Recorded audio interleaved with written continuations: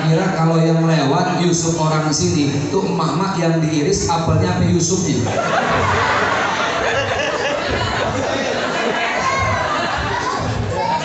Dimutilasi Yusuf apes belum nyama-nyamain sama Nabi Yusuf. Itu Nabi Yusuf alaihissalam. Kita masuk ke intinya. Kenapa kok Nabi Yusuf dibilang Nabi ganteng, paling tampan, tapi Muhammad kok sejarah tidak mencatat? Syekh Muhammad bin Alawi al-Maliki al-Hasani beliau menjelaskan, ini wajah gantengnya Nabi Muhammad sama Allah ditutup dengan 10 tirai. Tahu tirai? Gorden, lembaran bahan. Ini wajah Rasulullah yang tampan sama Allah ditutup 10 tirai. 1, 2, 3 sampai 10. Nabi Yusuf alaihissalam juga ditutup dengan 10 tirai yang sama. 1, 2, 3, 10 tirai. Bedanya Nabi Yusuf ketika hidup di dunia Allah sudah buka 10 tirainya, maka tampaklah wajah yang begitu tampan. Tapi baginda Rasulullah sallallahu alaihi wasallam, wajahnya yang tampan Allah tutup sama dengan 10 tirai.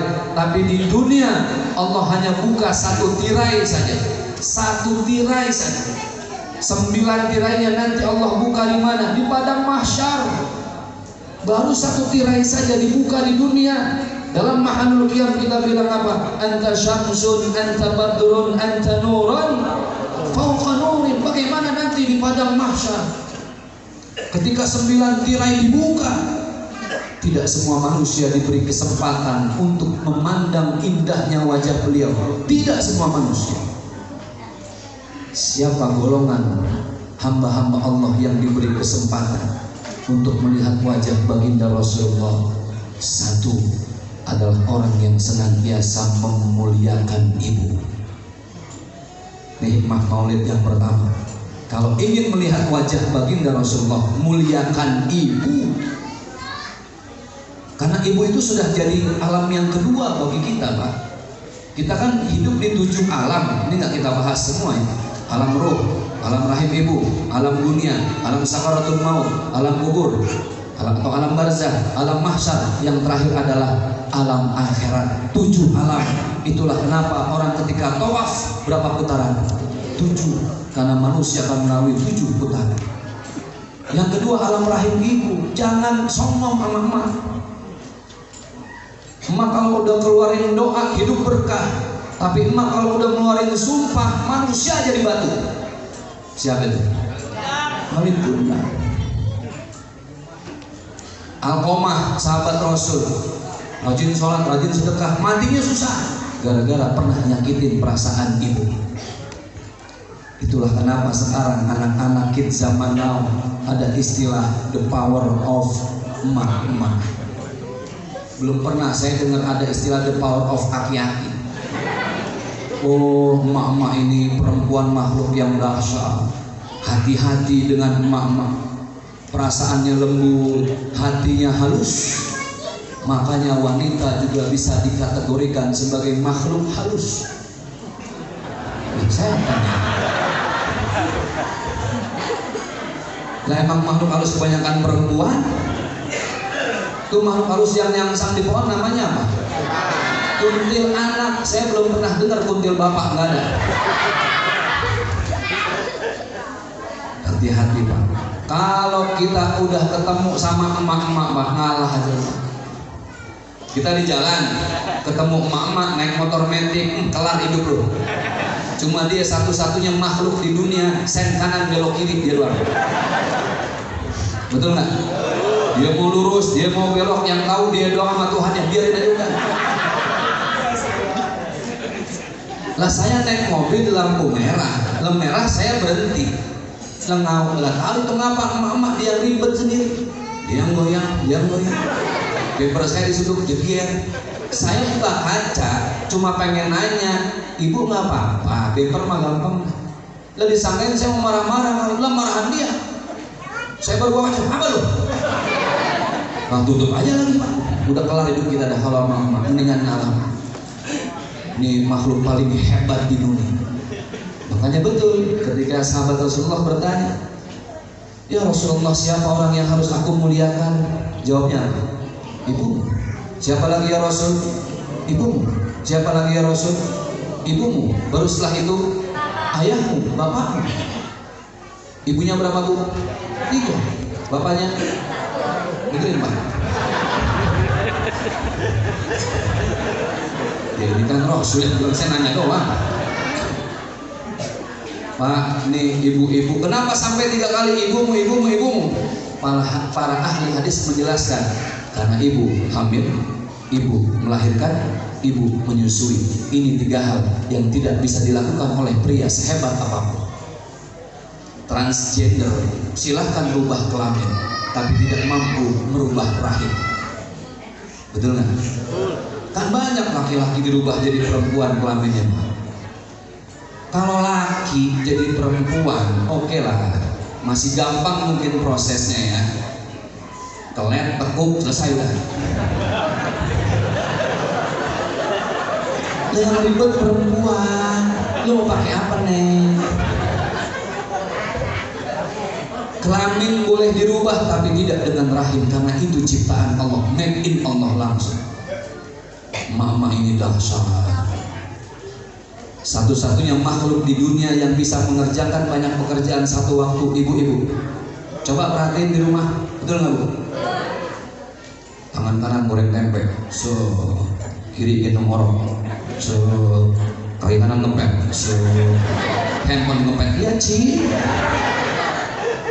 Rapi semua, bener nggak?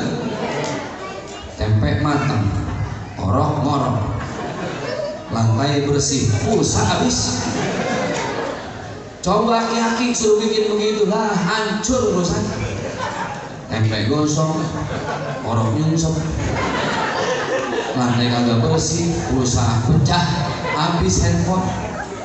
Ibu-ibu, makanya golongan yang pertama yang bisa melihat wajah baginda Rasulullah adalah dia yang memuliakan ibu.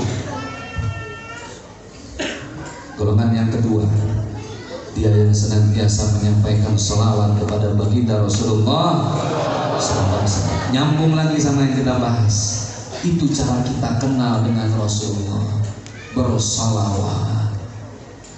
Ustaz, saya datang ke showroom lihat Toyota Alphard. Saya solawatin supaya tuh Alphard nyampe ke garasi saya. Boleh nggak? Boleh, silahkan ibu. Tapi sayang kalau urusan sholawat yang begitu besar dan mewah cuma pengen dapat Alphard. Itu mah nggak seberapa. Yang Allah janjikan kalau orang sholawat karena Allah, karena cinta Rasul, yang Allah janjikan bukan Alphard tapi syafaat. Nggak tanggung-tanggung. Kita sholawat pengen dapat Alphard, Alphardnya dapat, selesai. Sholawatnya nggak dapat, syafaatnya tidak dapat. Kenapa? Kan udah dapat Alphardnya. Sama aja kita punya uang 1 miliar, masuk ke Indomaret, pulang bawa teh kotak cuma 1 doang, rugi. 1 miliar borong tuh Indomaret. Sholawat ini mewah. Sayang kalau cuma niat dapat dunia saja. Nah ini yang ketiga, bagaimana supaya akrab dengan baginda Rasulullah. Tahu, semua orang tahu. Kenal, dia yang sering berselawat karena Allah. Siapa yang akrab? Orang yang akrab dengan Rasul adalah orang yang selalu hadir di acara maulid baginda Rasulullah Sallallahu Alaihi Wasallam. Kok bisa? Saya kasih cerita saja. Ada tukang es cincang. Tahu cincang? Ada di sini ya. Es cincau biasa dagang. Siang-siang hujan. Lah cincau kan laku pas lagi panas. Udah 3 jam dagang nggak laku, tiba-tiba ada anak muda rombongan pakai peci putih, baju koko, sarung, habis acara maulid berbondong-bondong. Dia tukang cincau, wah ada cincau nih, yuk kita bayar, beli. Bang, ada bang buat 10 orang? Ada. Masya Allah. Tukang cincau nanya, penasaran, bang, abang rame-rame habis dari mana bang? Acara maulid mas. Maulid apaan? Ini orang tahu Rasul doang. Ini awalnya dia cuma tahu doang. Ya, kan tadi rumusnya udah kita kasih. Tahu, kenal, akrab. Ini tukang cincang cuma tahu doang. Asyhadu an la ilaha illallah wa asyhadu anna Muhammad Rasulullah. Tahu Muhammad. Tapi dia bingung maulid apaan. Emang maulid apaan bang? Maulid itu jamaah pada datang, kita dengar kisah baginda Rasulullah, kita mahalul qiyam, kita mengakrabkan diri dan hati kepada Rasulullah. Yang datang banyak bang, banyak. Tukang cicak otaknya cuma bisnis. Nah, ini kalau yang datang aja begini gue lagu sampai habis, bagaimana gue yang nyamperin? Bang, acara maulid kapan aja? Tiap hari. Tiap hari bang. Wah, boleh juga nih. Yang datang banyak bang, banyak bang. Nah, orang maulid kalau sepi kuburan bang. Berapa orang yang datang? Ratusan bahkan ribuan. Jamnya bang, mau subuh ada yang mungkin maulid, mau pagi, mau siang, mau sore, mau malam. Oh, kalau besok di mana bang yang malam? Ada di Musyawarah Gede. Apa mau datang? Iya, saya mau dagang cincau. Besoknya siapin tempat. Kebetulan tanya DKM. Disiapin dagang cincau bener. Biasanya 5 jam baru habis, sejam buras. Yang beli siapa? Orang yang datang maulid. Ketagihan dia. Niatnya cuma dagang doang. Cari maulid lagi, laku lagi. Cari maulid lagi, laku lagi. Lama-lama keseringan datang, sayup-sayup dia dengar. Ketika orang dan ada satu ustadz yang dengerin, yang nyampein tausiah. Dia dengar kisah baginda Rasulullah yang jauh dari amarah, Rasulullah yang penyayang, Rasulullah yang baik hati, romantis dengan istrinya. Rasulullah maaf, dia dengar. Ditambah lagi dia dengar mahalul qiyam, Allah ya Nabi, masuk lagi ke telinganya. Mulai dia penasaran, dia ingin kenal dengan yang namanya Muhammad, karena selama ini cuma tahu. Akhirnya dia bilang, besok maulid dagang setengah main aja Kalau setengah main habis, bukan mau udah gerobak. Akhirnya pulang dia beli baju koko, mampir di Mester gitu, beli sarung segala macam. Dagang besoknya setengahnya habis, dia masuk. Itu pas dia ikut mahalul qiyam, enggak nyadar air matanya netes. Ya Allah, betapa sejuk mendengar nama seorang Nabi Muhammad. Ditambah lagi tausiah makin kencang dia. Terus dia setiap ikut acara maulid dia melihat apa? Berkah Pak. Itu orang kaya bagiin hadiah nasi kembuli bernampak-nampak. Tahu di sini ada enggak? Ya kan hanya doang, tapi biar namanya nanya ada syukur enggak ya kebangetan. Ada orang kaya ngasih konsumsi, ngasih berkat, masya Allah. Itu orang semua dibesekin, semua bahagia senang. Ya Allah, akhirnya dia bilang apa? Gue pengen juga nih nyenengin orang yang datang maulid tamu Rasulullah. Orang kaya enak, punya duit bisa beli nasi kembuli 3 gidir, 4 gidir. Ya, dah aku mah siapa atuh? Aku mah cuma Romusa, tahu Romusa? Rombongan muka susah. Nggak bisa beli apa-apa. Akhirnya dia bilang begini, ya udah dah. Kata bininya, ya udah ayah besok sedekahin aja udah setengah. Dagang setengah, setengahnya sedekahin. Wah bener, cerdas nih bini gua. Besok bener. Dagang setengah habis dia sedekahin. Dia panggil tuh bocah-bocah model begini nih. Dek, haus, iya bang. Yang dipanggil 1 orang. Wah temennya berapa? Kan bocah kita nggak boleh yang gratisan main, ngurungin aja. Emak-emak kan banyak maulid, emak-emak bawa orok, betul nggak? Ditimang-timang, kadang tuh orok itu dimasukin ke tas. Nyatu apa bisa sampingnya.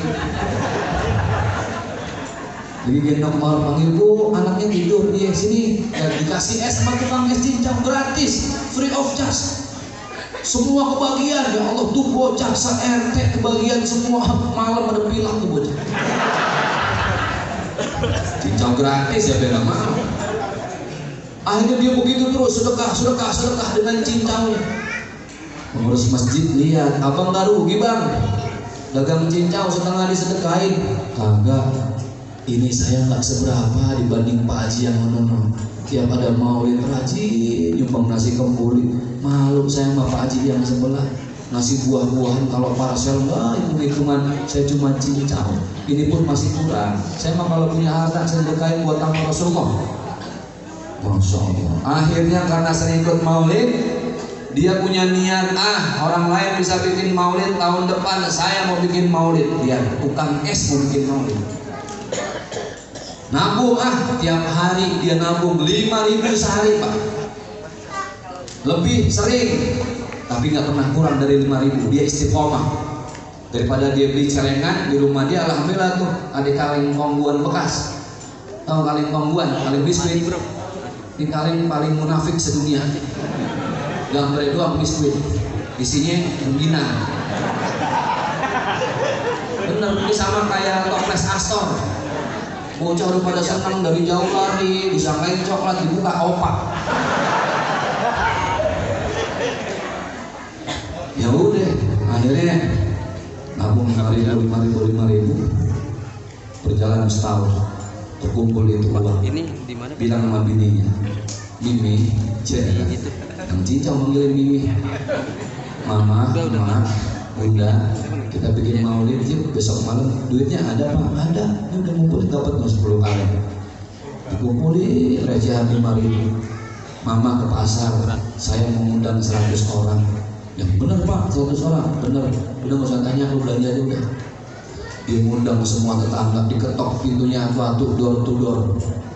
Assalamualaikum Pak Haji, ntar malam saya bikin maulid, datang ya. Pak Haji, iya, ragu. Masa ya tukang es bikin maulid?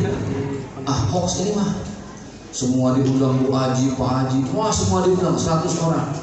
Tibalah waktu habis isya, tikar tipis pada bolong udah digelar, berkat udah disiapin 100 BC, dia udah siap-siap. Jam 8 gak ada yang nongol barengan itu. 8:30 kagak ada yang datang. Orang mikirnya dia bohong, hoax. Masa iya tukang cincau bikin maulid? Jam 9 dia udah bingung. Dia bilang sama bininya, Bunda, ayah udah ikut 2 tahun maulid, udah bisa baca barzanji sendiri. Biar ayah yang baca, termahadul qiyam kita aja. Berempat baca maulid, mahal qiyam bareng sama anaknya 2 orang. Pas lagi diri netes lagi air mata. Bininya nanya, ayah kenapa nangis? Ini bukan tangisan sedih, ini tangisan bahagia. Bisa nyenengin Rasulullah. 5.000 sehari nabung. Tapi yang kedua sedih, kamu gak ada yang percaya sama kita, gak ada yang datang. Ya udah deh, mahalul qiyam baca. Pas lagi mahalul qiyam, Allah ya Nabi, tiba-tiba ada yang ketok pintu. Assalamualaikum, rombongan. Wah, ini orang kampung nyampe nih. Pas dibuka, Masya Allah, itu wajahnya gak pernah dia lihat, bercahaya tapi tampak wajahnya samar-samar. Dilihat wajahnya ketutup cahaya, dilihat cahaya tampak wajah samar-samar. Ini glowing amat nih. Ini sih bukan orang kampung sini, orang kampung sini mah demok-demok.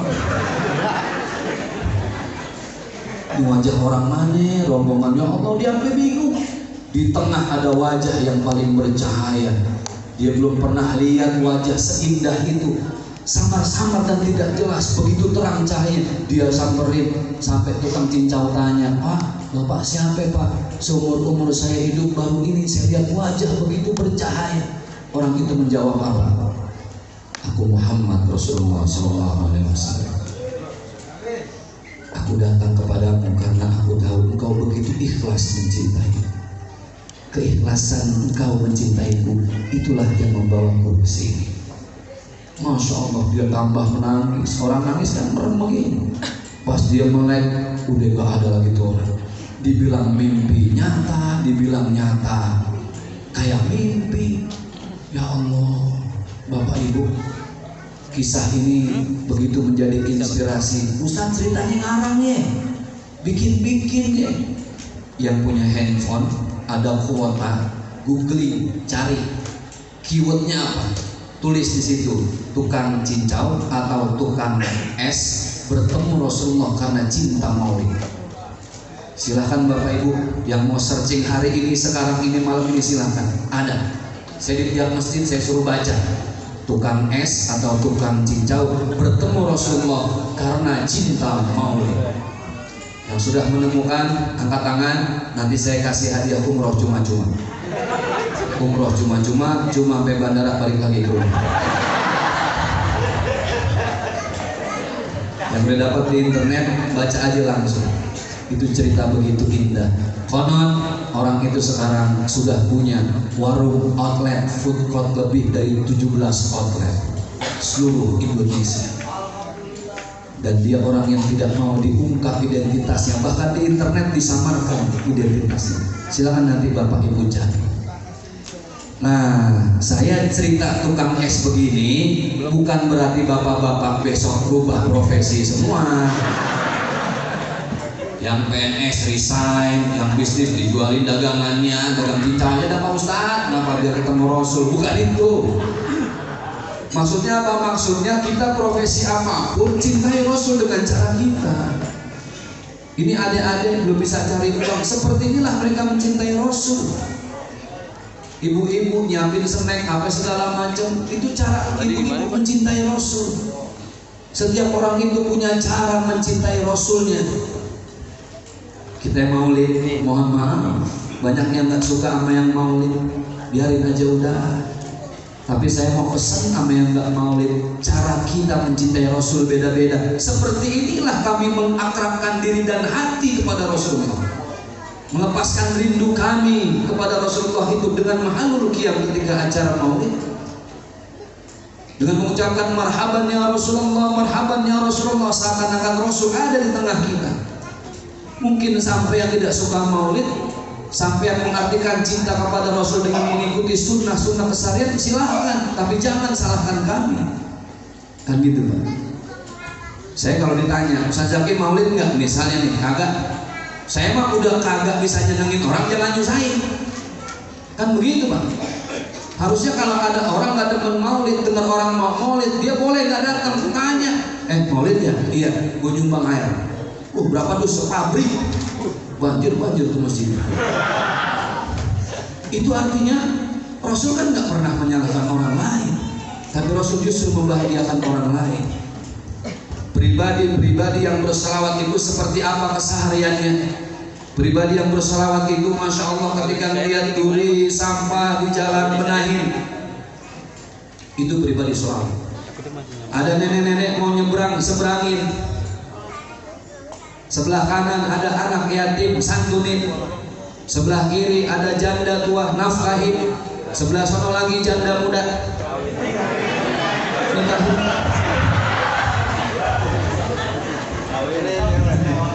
Dengan kawinin aja. Ada janda di sini? Ada apa banyak? Banyak. Mana janda? Nah, aku udah. Jadi begitu Bapak Ibu yang dimuliakan oleh Allah.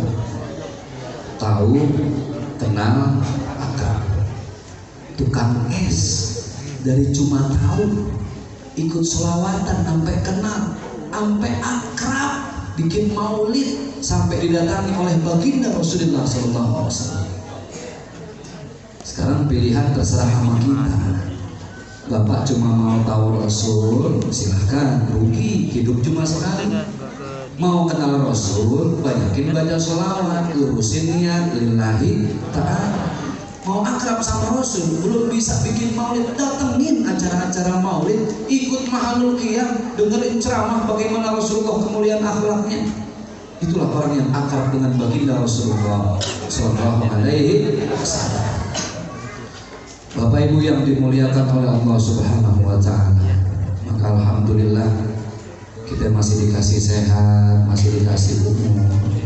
Sayang kalau hidup yang sekali nggak kita manfaatin buat mengikuti kebaikan baginda Rasulullah SAW. Contoh, Rasul itu ketika menunjuk sesuatu atau seseorang tidak pernah dalam hidupnya hanya dengan satu jari. Beliau angkat semua jarinya saking memuliakan orang lain. Rasulullah ketika berbicara dengan lawan bicara, tidak pernah Rasul hanya menolehkan kepalanya saja, Rasul putar badannya. Begitu memuliakan orang lain.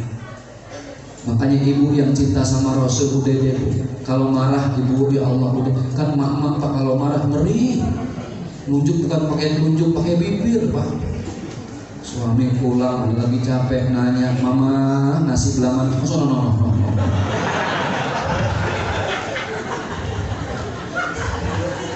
Yang ketawa paling kenceng pengalaman itu. Orang yang cinta Rasul mau udah laki marah-marah mah kita ademin aja. Namanya laki lagi marah mungkin capek, marah kan api, semua isinya panas, betul nggak? Api jangan disiram pakai bensin. Kenapa? Bensin mahal sekarang. Api disiram pakai air. Suami marah-marah mah biasa ibu. Ibu masih kira aja udah. Pas banget sholat isya laki pulang marah-marah. Ibu masak nasi lupa jadi bubur. Gedeng laki. Lu bagaimana sih bini? Masak nasi gua becus. Ibu mah santai aja. Subhanallah, subhanallah, subhanallah. Dimalahin malah subhanallah. Alhamdulillah, alhamdulillah. Malah alhamdulillah. Allah, Allah, Allah. Udah dibacain semua zikir gak mempan, ibu santai, senyum, lihat wajahnya, tatap matanya, ibu baca pelan-pelan. Allahu la ilaha illallah.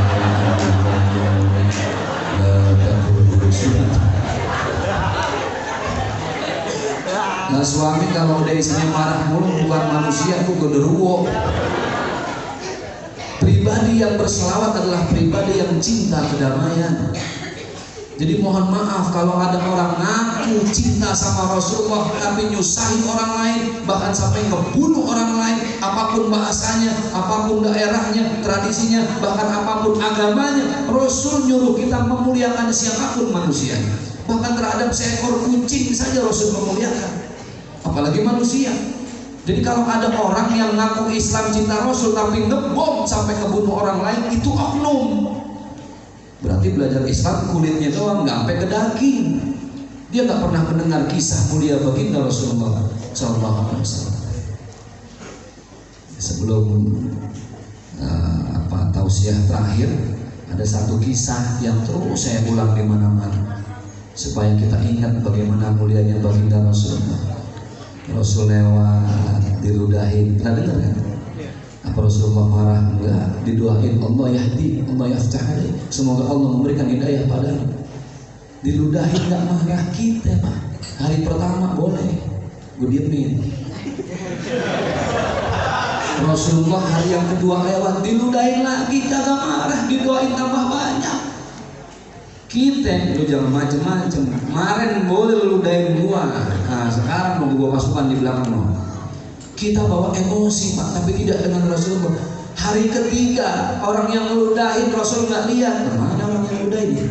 Nanya sama tetangga, Pak yang ngeludahin saya 2 hari berturut-turut kemarin sakit ya Rasul, badannya demam, bibirnya jeding Rasul. Tuh bibir bengkak hampir nutupin hidung. Nah bayangin coba ini. Kalau kita kan enak banget ya, yang ngeludahin kita sakit, bibir jeding, tinggal kita ngomong, doain Pak salam biar mati sekalian. Rasul kan nggak ke pasar beli korma, beli roti, ambil zam-zam, didatangin tuh orang yang lagi nggak bisa bangun begini ngeliat datang Rasulullah, dia bingung. Ya Muhammad, tetangga nggak ada yang nengok saya, saudara nggak ada yang peduli sama saya. Tapi engkau orang yang aku ludahi 2 hari berturut-turut ada di hadapan saya sekarang. Rasul nyamperin, Rasul belai rambutnya, Rasul elap itu basuh keringatnya, Rasul suapi roti ke mulutnya, kurma diminumi air zam-zam. Atas mukjizat Allah bibirnya kempes pelan-pelan. Kita mah lempengan dapat kesempatan nengokin orang yang kita benci, pura-pura aja kita mau nyiapin roti. Langsung gini kita lolotin biar mati sekalian ya. Rasul kagak, dengan cinta dan kasih sayang orang itu nangis Pak, sesekukan sampai gak bisa keluar air mata. Gak ada kalimat yang dia ucapkan kecuali apa? Asyhadu an la ilaha illallah wa asyhadu annaka Muhammad Rasulullah. Saya bersaksi dengan kemuliaan akhlakmu, Allah Tuhanku, dan kau Muhammad adalah putusan Allah. Lihat, jadi banyak orang Yahudi, orang Nasrani di zaman baginda Rasulullah yang hidup berdampingan di kota Madinah Al-Munawwarah dengan Rasulullah, masuk Islam bukan karena dipaksa, tapi karena terpanggil melihat kemuliaan akhlak baginda Rasulullah SAW. Banyak cerita yang seperti ini. Inilah yang harus kita sampaikan ke generasi anak-anak muda. Supaya apa? Supaya mereka terpanggil untuk berakhlak mulia. Bapak Ibu yang dimuliakan oleh Allah Subhanahu wa Ta'ala, pengennya sih masih lama, banyak yang saya sampaikan, tapi kebetulan saya juga belum istirahat Ibu. Tadi dari Tangerang hampir ke rumah orang tua silaturahim dulu, lanjut kemari. Saya asli orang sini Bu, Cipinang, Betawi Cipinang, Gembrong. Mainan Gembrong. Yang tadi siang ada tembak-tembakan di Gembrong. Ya kan ada tembak-tembakan, pistol-pistolan, mobil-mobilan. Asli orang Gembrong, tahu Gembrong? Mester, Jatinegara, stasiun, yang ada keretanya stasiun. Ustaz kayak ceramah orang budek ini. Jadi begitu Pak, Masya Allah, pengennya sih ada Habibana, kita pengen banget cerita kemuliaan Rasul. Ini yang mesti banyak disampaikan, dibagikan kisah-kisah kemuliaan Rasul supaya apa? Semakin hasrat kita itu datang ke acara maulid. Nggak ada cara lain untuk akrab buat kita yang ahlus sunnah wal jamaah. Maulid ini cara kita mengakrabkan diri dan hati kepada baginda Rasulullah SAW. Shallallahu alaihi Nabi. Baik, nanti doa mungkin dari Habibana. Saya cuma pengen ngajak kita semua baca surat Al-Fatihah.